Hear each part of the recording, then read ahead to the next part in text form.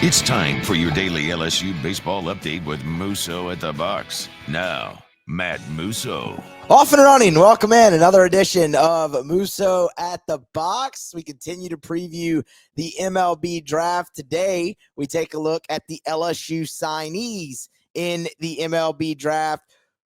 Who signs professional? Who comes to campus? And that's actually where we're going to start, because right before I sit down to record this show, LSU gets great news with their second high school prospect pulling out of the draft, reaffirming their commitment to come to LSU. It is right-handed pitcher Reagan Ricken. Give you some thoughts on him momentarily, but we'll go through that. We'll go through Omar Cern, obviously pulling out of the draft as well, and then everybody else who's going, who's coming, I should say, for the LSU signing class. This is going to be a great show. I am fired up for it. Y'all smash the like button, please. Get subscribed if you have not already, YouTube channel and on your favorite podcast app. Follow on social media. At Twitter, on Twitter X, Musso Matthew, Facebook, Instagram, all those things as well. Please share, and let's go ahead and get started. As I said, LSU, right before I sit down to record this show, has their second high school prospect, high school signee, pull out of the draft and reaffirm their commitment to LSU. It is right-handed pitcher Reagan Ricken out of California. This is a guy who already was thought to be a tough sign. He had a high number. Like, when I was organizing this show, I had him in the group that I thought was going to make it to campus. I had all my little notes for each guy organized in that order. He was part of that group that was going to be here because of that high number. So now he's just taken all the sweat out of it and has pulled his name out of the draft. Kylie McDaniel from ESPN, first to report that news. A little bit on Reagan Ricken. What are you getting? As I said, it's a guy with a high number, but make no mistake, he was a seven-figure guy. Like, this was a kid who was going to at least command seven figures, so probably top 3 rounds of the draft. We know your slot value in seven figures is the top 80 picks. So that's where you were looking for Reagan Ricken to go. He is out of California, as we said, 6'5", 220. Right now, his best pitch is his fastball. But this is a kid already at 18 years old who at times can work 5 different pitches. Best pitch is his fastball. It'll be up 94, 95, but he's topped and reached 97 so far here in the prep circuit and whatnot, all the showcases that he's been to. The curveball and the slider can both flash at times. So there's still a little bit of development there in those pitches. Changeup for a high schooler, pretty solid by all accounts. And the cutter would be his 5th pitch. Now, the interesting thing there is, you love the size, again, 6'5", 220. You love the heater.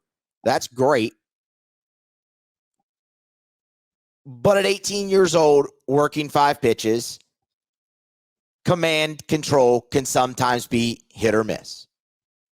So there is still that development piece for him in the game.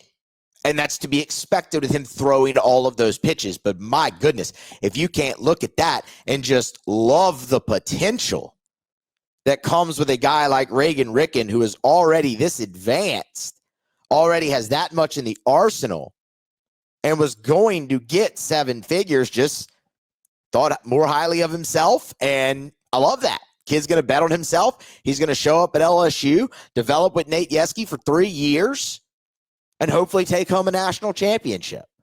And he'll get to play in front of 10,000, 11,000, 12,000 people on a weekly basis. He'll get to fly charter. You won't bus everywhere. We see it more and more. I'll go back to something Jay Johnson said. I do this every year on this show when we have this conversation about the signees and guys pulling out, or will they go? Will they come? Jay Johnson, in November of 2021, when they announced the first signing class, Jay Johnson, before he even coached a game at LSU. So this was the 2022 signing class that they were announcing. Said that there were guys in that class that were going to turn down $2 million and come to LSU. And I'll be damned, they did. And they have every year since. You can add Reagan Ricken. You can add Omar Cerna. Next in line of guys who passed on 7 figures to come to LSU. Reagan Ricken, y'all, that's a big get, because I think with the control, the command inconsistency, we'll call it, that he has right now, he probably figures more into the bullpen as a freshman for LSU. But with that arsenal, that's a guy that projects as a starter in college and at the next level.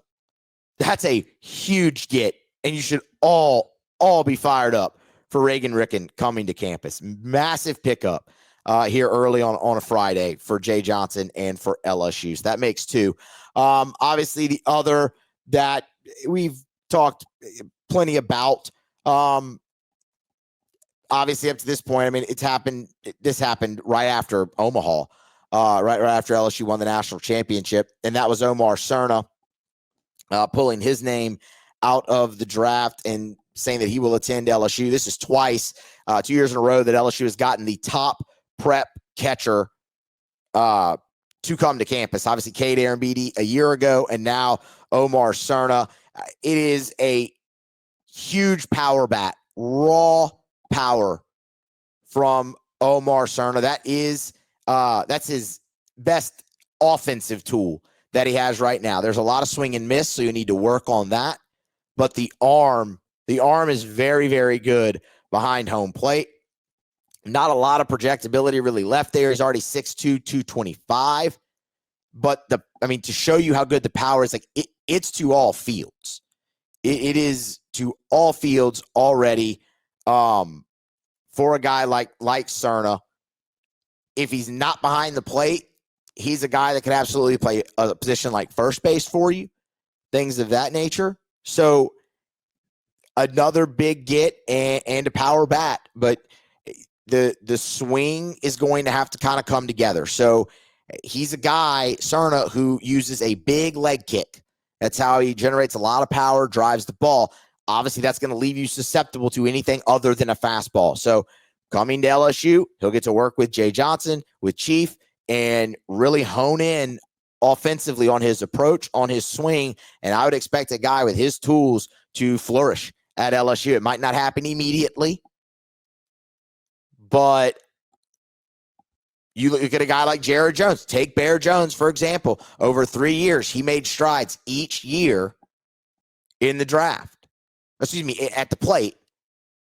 And it turned into a great career, and now he'll be drafted in July. I think a guy like Omar Cerna, the same thing could happen. So they'll work on that. And again, behind the plate, you look at arm strength being great. The rest of it, maybe not there quite yet. So that's why I say, okay, LSU might need a first baseman. Could Omar Cerna slot in there as a freshman? Well, we'll see. But that's a huge, huge get. Massive power bat that you definitely need in your lineup for LSU going forward. Getting Omar Cerna, that was huge. All right, man. It's a fast and furious start there to the show. Let's now get into the rest of the signing class. So LSU has an 18-member high school signing class. That's a lot. You already know you're getting 2 of the 18. All 18 are not going to show up on campus. We know that. LSU signing class this cycle in 2025 is also interesting because there's not really that slam dunk, can't miss, top 10, no doubt prospect like you've had in the past, like Connor Griffin, like Cam Caminetti, like Blake Mitchell. That's just the most recent. You've obviously had more, in the past there. This class doesn't boast that. Not to say you won't see an LSU signee taken in the first round. Sure, you could. Again, all it takes is a team to fall in love, right? We kind of talked about that with Ethan Fry a day ago. But when you look at it, it's an incredibly deep class with an incredible amount of projection in it. And that could favor LSU. That could also favor Major League Baseball, because what do we always say about the MLB draft? They draft on projection. Like, they want to get a guy in young, and they want to mold him in their system, in their farm, and bring him up to the major leagues. And you have a lot of those guys. Again, Reagan Ricken, who we just talked about, there's not really a lot of projection. Like, he's 6'5", 220. Maybe he can add 10 more pounds, 10, 15 more pounds. There's just not a lot there. What you're looking for there is refinement. All right, well, college, maybe not a bad spot for him then. But there is a lot of projection in this LSU class. Now, there are some guys that we're about to go through that I think are gone, that I don't think you're getting to campus. Before we do that, real quick, let's run through our bonus pool structure again. Remember, that's where the MLB draft is different than others. Through the top 250 picks, that's 10 rounds. Each pick is assigned a slot value from a team's bonus pool of money that they have to spend throughout the draft. The teams are always looking to sign under slot so they can have more later in the draft to potentially garner, a 15th round pick, throw him a little bit extra that maybe he's not expecting, and entice him to come to the pros.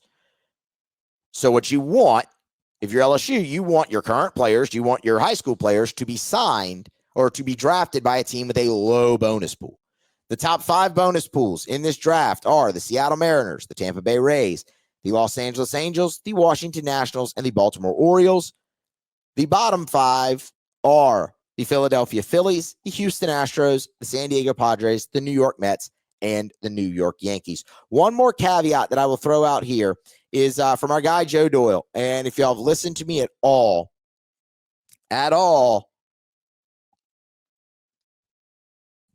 throughout the, 5-6 years now, maybe I've been doing this show, I've referenced Joe a lot. I think Joe's awesome.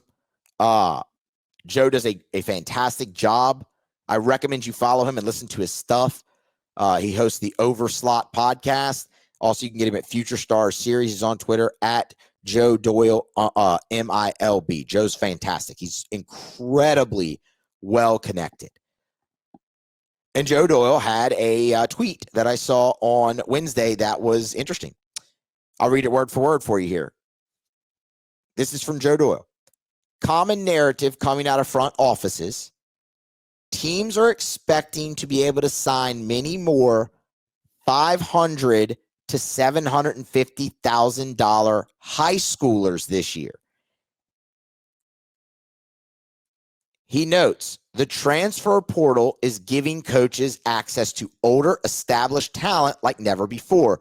Programs care about winning more than developing. True freshmen are being pushed out after 1 year without a path to playing time. Players being forced to level down. That's a quote from a front office, level down to play. He also finishes saying agents are doing a good job explaining the risks for freshmen in college baseball. A lot of uncertainty playing college baseball in 2025. So that is something to keep in mind. With one guy in particular that I want to look into. So while NIL and rev share help, as we kind of talked about with Shores and Fry a day ago, the money in the MLB draft and the allure of playing time can trump that. Let me look at all the freshmen from LSU that just entered the portal this past year. Ryan Costello, David Hogg, Mikey Ryan. Like, go down the list. A lot of them. Who didn't get on the field? They're gone.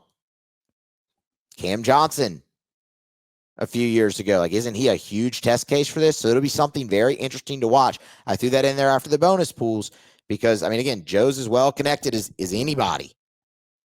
And says front offices believe that the agents are doing a great job and that they believe they can sign more high schoolers in the $500,000 to $750,000 range. We'll see. All right. Now, to LSU signing class.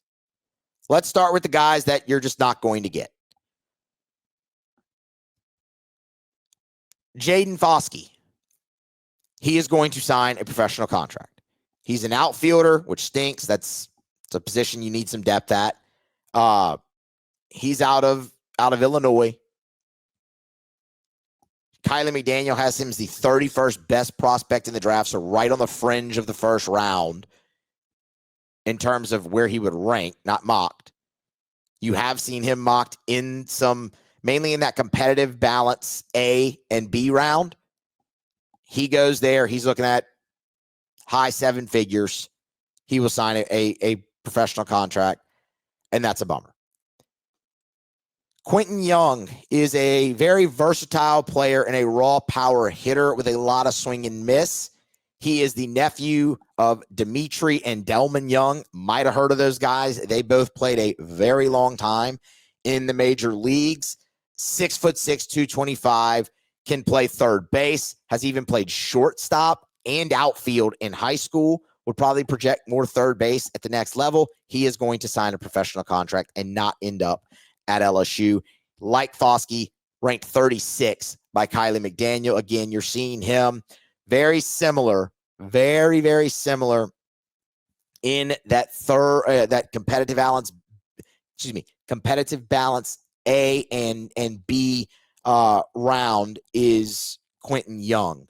So that's a bummer because those two guys are highly ranked and two of the highest ranked guys in your class as well. Like, for example, Quentin Young is the top ranked player in LSU's class. Foskey is the fourth ranked player in LSU's class. And both of those guys are more than expected to sign a pro contract. I just opened Kylie McDaniel's. It just dropped his final mock draft. I'm trying to see. Okay, so here you go. In Kylie's final mock draft, he has Jaden Foskey going 14th overall to the Tampa Bay Rays. Right? That guy not showing up on campus. I'm trying to see where he has Quentin Young.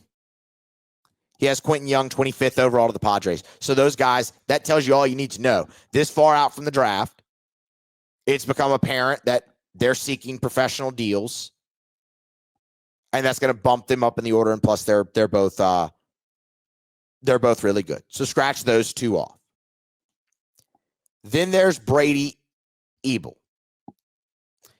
Brady Ebel is out of California. He's on that great Corona high school team this year that might be the greatest high school team of all time. Like, they're going to have at least 3 players have their name called on the first day of the draft. It's wild, and 2 of them are probably going to be in the first round. In Seth Hernandez and Billy Carlson. Like, that team's was made in a lab. So Abel's an infielder, third baseman. Obviously, position of need. Could also play shortstop for you. The power isn't quite there yet for him. He's very projectable, 6'3", 195. There's a lot of weight that he could still put on his frame. The hit tool's very good. He's got a great arm as well, which, I mean, again, you could kind of even maybe potentially put him in the outfield if you wanted to. Here's the thing with Ebel. He's just made it known that he wants to sign professional. And his father is the third base coach for the Los Angeles Dodgers. Ebel has grown up around Major League Baseball his whole life. He's very, very familiar with that aspect of things, just growing up around it, seeing how it functions, things of that nature, it seems that he will sign. And he's kind of the guy I was talking about, where it's like, all right, would he take the 500 in between 570 and 500 and 750 range if he's that motivated to sign? Like, I think he's going to be tested to see how motivated he is to sign. But right now, I'll tell you, I don't think Brady Ebel makes it to campus for LSU. It is worth noting he is not in this mock draft from Kylie McDaniel. Take that for what it's worth. But again, a guy very motivated to sign. After Ebel, we get to Miguel Syme. Oh man, this is one you would just love to have, but I don't see it happening. Syme's a big righty, 6'4", 235, who honestly could put on a little bit more weight. He's topped out at 101. He's going to sit more mid to upper 90s, but he's topped to 101. The fastball is already, the fastball is already graded 70 out of 80. Like, it's awesome. He just lacks command and control, but he throws 101. Those guys, 6'4", who throw 101, they don't make it to campus very often, and I'm not expecting Miguel Syme to show up on campus for LSU. He's not going to be he'll probably be somewhere in that. He'll be in the top 5 rounds, probably day 2, but very early, day 2, early in the 4th round, maybe back into the 3rd on day 1. But look, man, that's going to be 7 figures, and it's a guy that I don't think LSU ends up getting. I hope they do. Like, I hope I'm very pleasantly surprised, but I'm not counting on that with Miguel Syme. And I think that stinks. Briggs McKenzie. Briggs McKenzie is next. Talk about a projectable guy. 6'2", 190, left-handed pitcher. He's out of North Carolina.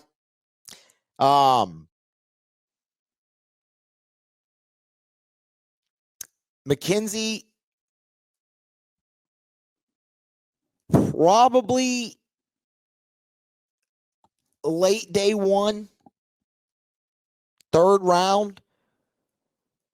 What it's going to come down to with him is his number. Because,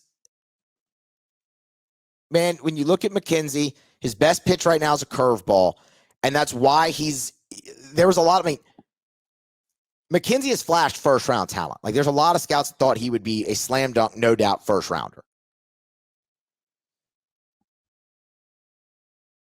But the fastball velocity just didn't really jump the way they thought.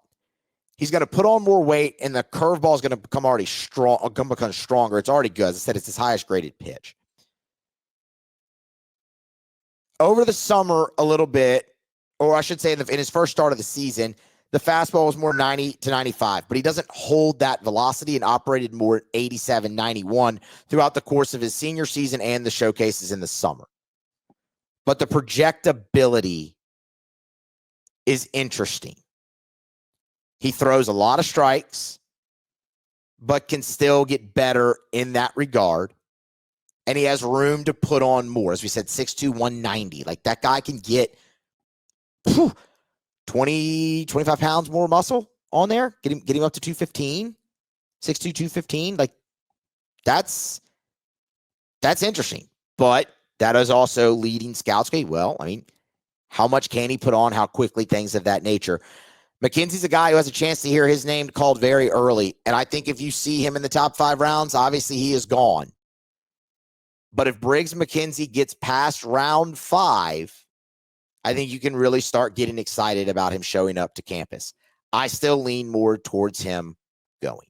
I think he will sign a contract. I think scouts are going to really, really love the projectability there for what it's worth. In Kylie McDaniel's latest mock draft, McKenzie is projected to go 72nd overall in the draft, which would have him in the top 3 rounds. All right, from Briggs McKenzie, now we get into the guys who I think are going to be really, really intriguing.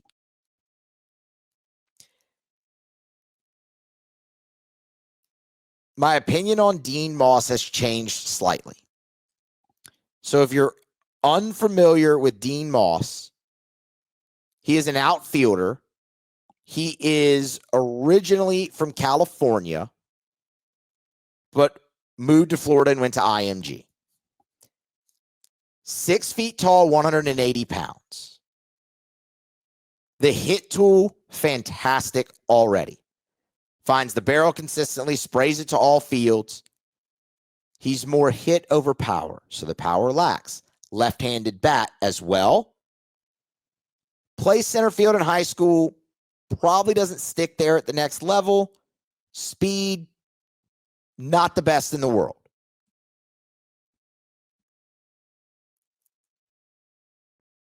Does he sound like anybody to you? I'll run through it again quickly. 6 foot, 180.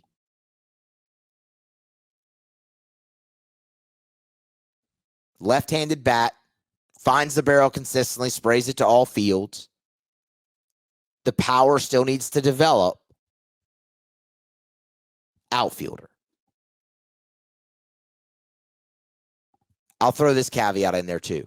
Would be a draft eligible sophomore. Y'all, if that doesn't sound like Derek Curiel, I don't know who does. Curiel made it to campus. I was really 50-50 going in on this thing with Dean Moss. For what it's worth, in Kylie McDaniel's latest mock draft, he is projected to go 53rd overall. What I am wondering is if scouts saw what happened with Derek Curiel and how they flat out missed, just quite honestly. The power wasn't there, and they wanted to see the power, and Derek Curiel goes to LSU, leads them in hitting, ends up hitting 7 home runs, puts on 15 pounds in his first offseason, wins National Freshman of the Year. Maybe scouts look at Dean Moss now with that close comp and say, oh, we got to have him. Can't let that happen again. But the caveat is, if Dean Moss has a high number and he knows all it would take is 2 years, he can go back into the draft as a sophomore, like a Derek Curiel, like Cade Anderson. Maybe you get him to campus. You've seen a lot of draft eligible sophomores show up on campus for LSU. Jared Jones is one of them. Now he ended up staying 3 years, but that was one of them. That's helped LSU get kids to campus. I'm real curious to see if it does with Dean Moss. I said I was 50-50 coming into doing this show. I'd put it now probably more 65-45 that he signs professionally. We will see.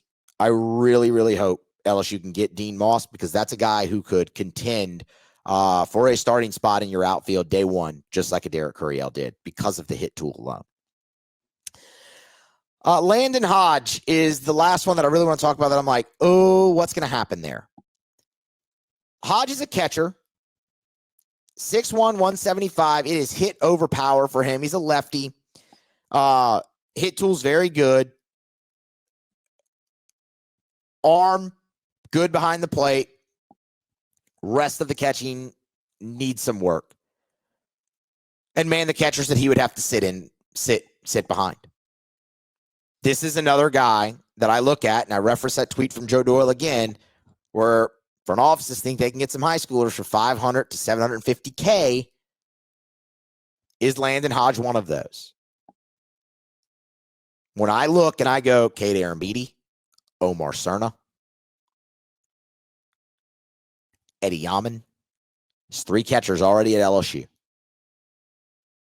We'll see what happens at first base. If Cerna or maybe even Yaman goes over there and plays first base for LSU, or what they do in the portal. But I think with what's in front of Hodge, that it could lead to him taking money and signing the professional contract. Because this is a good player. I mean, this is a guy who's ranked in the top 250 in the draft. As a matter of fact, MLB Pipeline has him in the top 165. He's a good player. He's a really good player. He's not guaranteed a spot at LSU in playing time. Do you want to commit? Because by the way, he's not a draft eligible sophomore. This would be a 3-year player.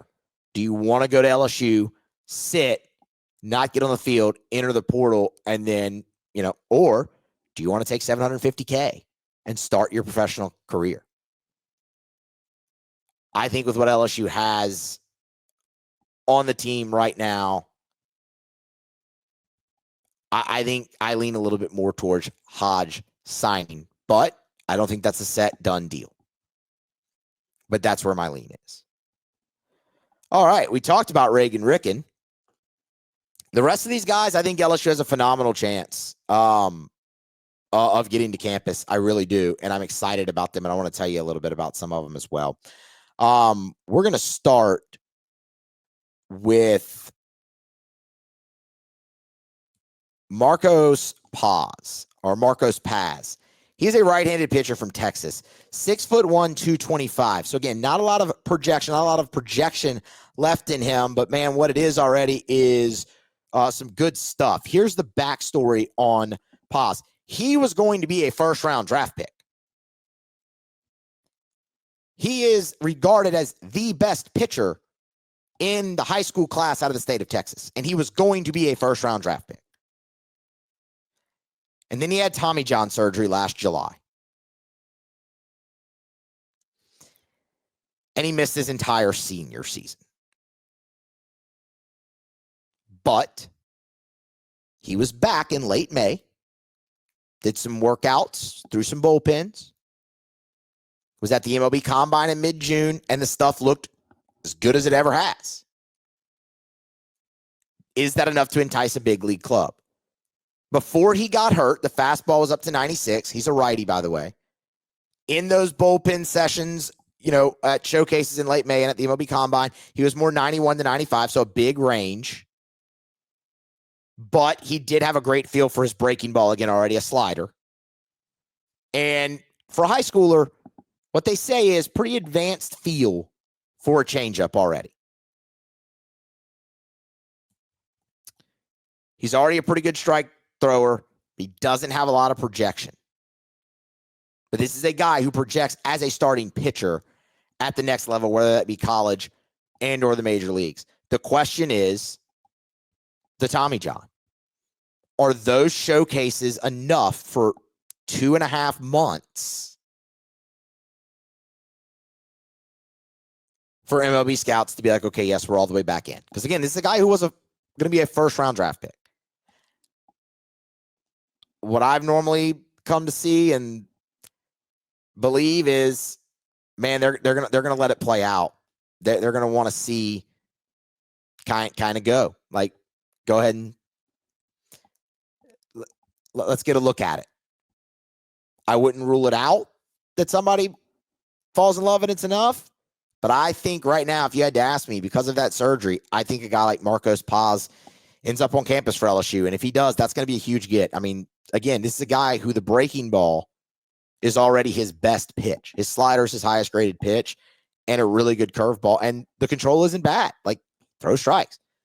If you get this kid to campus, and again, like I said, I think you have a good chance because of that injury. They just haven't had a lot of time to scout him recently. That's a guy that factors in immediately for LSU. River Hamilton is another right-handed pitcher. He's out of Oregon. He was originally an Oregon State commit and flipped his commitment to LSU.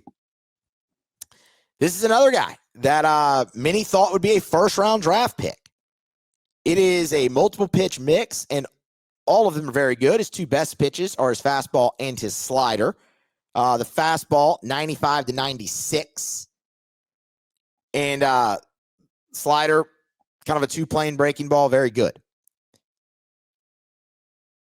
Here's the deal with River Hamilton. As we said, yes, guy who was going to be projected to be a first-round draft pick. Then he didn't throw well in the area code games. And right before his first start of his senior season ahead of March, he felt some discomfort in his elbow. And scouts just haven't seen him. And I think that's going to lead to him ending up at LSU. They haven't been able to scout him enough. Man, when you look at him though, 6'3", 195, so much projection for a guy who's already up to 95, 96. You put some more weight on him, that could turn into 98, 99 real quick. The slider, very, very good and gets a lot of swings and misses. And for a high schooler, like we talked about with Paz and Ricken, he's got a really good feel for it, especially for a high schooler. So that's a huge get for LSU. And I think he ends up at LSU just because he was not able to be scouted this spring because of the discomfort and the injury to the elbow. So I think River Hamilton, that'd be a huge, huge get for LSU. And the other one that I really want to hone in on is William Patrick. William Patrick is an outfielder from Monroe. He went to St. Frederick up there in North Louisiana. Got some power in the bat, but I'll tell you what. Here's the thing with William Patrick. He is a plus defender already in the outfield.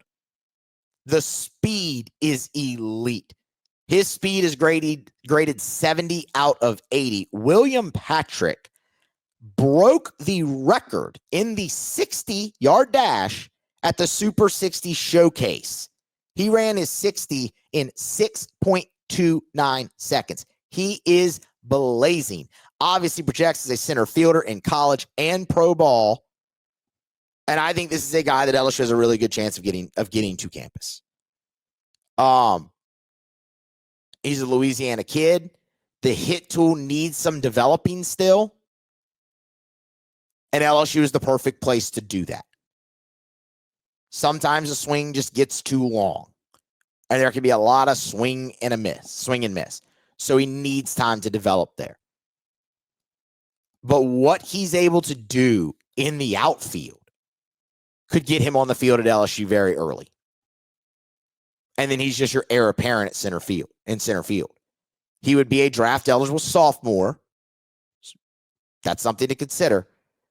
But you're looking at speed at 70 out of 80, an arm of 60 out of 80. Like, he is already a plus defender.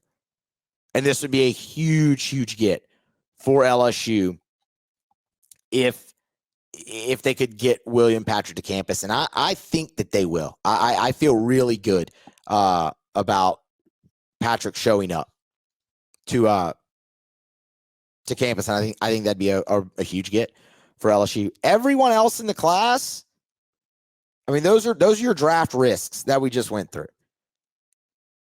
Everybody else wouldn't necessarily classify as a draft risk, but what I will tell you is don't be surprised if you see some shocking signings out of LSU's class because you're not going to get it all 18 to campus.